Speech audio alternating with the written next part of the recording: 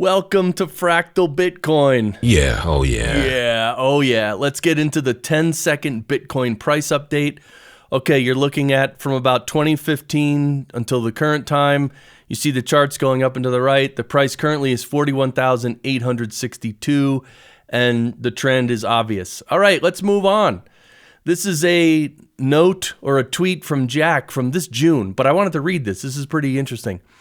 There are only 3 truly censorship-resistant technologies at scale today: Tor, Bitcoin, and Nostr.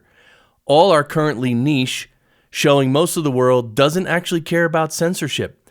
Granted, these technologies aren't yet accessible or easy to use, but they will be. Right? Tor, Bitcoin, and Nostr. Think about that. Those are 3 technologies in their own league. Anyway, this person here commented, "You left out Ethereum." And Jack said, "No, I didn't." Yeah, because, Ethereum's not in that family. But the big news today, well, we're going to look at it from Bitcoin Archive on Nostr. I don't know if you follow Bitcoin Archive. But the first big news is that Grayscale chairman Barry Silbert has resigned, as SEC approval of Bitcoin ETFs is expected by January 10th. Now, this is big news. I don't really know much about this, but he's a big player in the Bitcoin space. Or, he was the chairman of Grayscale, which is it's one of the organizations that are applying for a Bitcoin spot ETF. But anyway, he's out. I don't know the behind-the-scenes shenanigans and all that, but I think he was also involved in the Gemini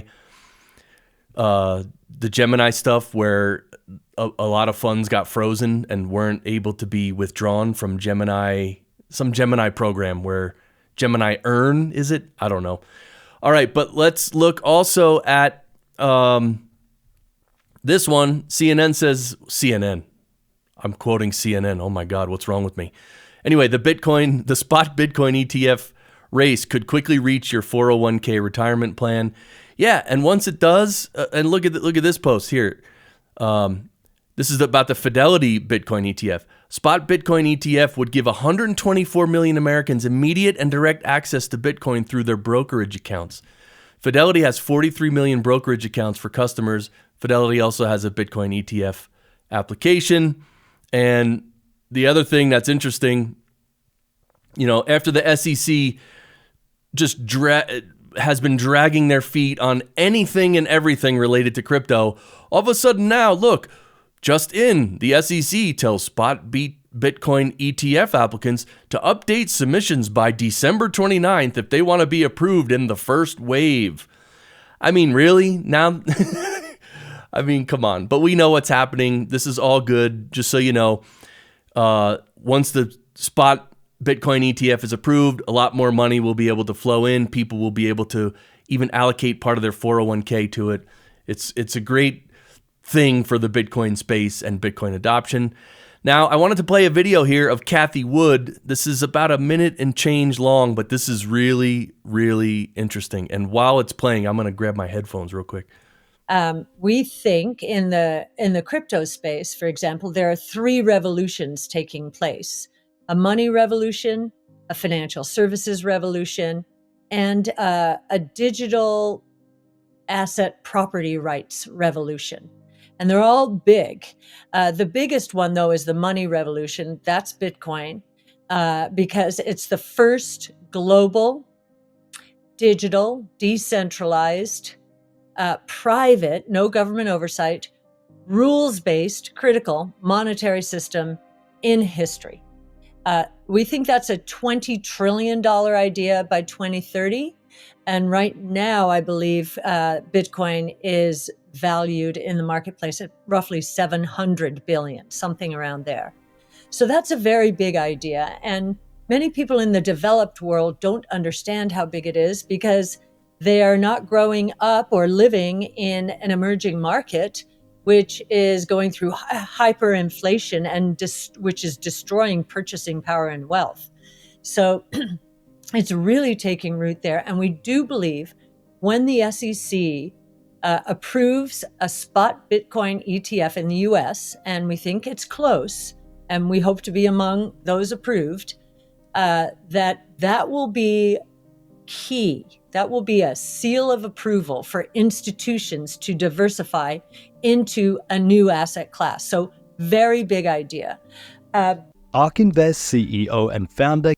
Yeah, there you go. So this is, so that's it. So what I wanted to say, she mentioned some numbers there. She mentioned that it'll be $30 trillion market cap Bitcoin will be by 2030.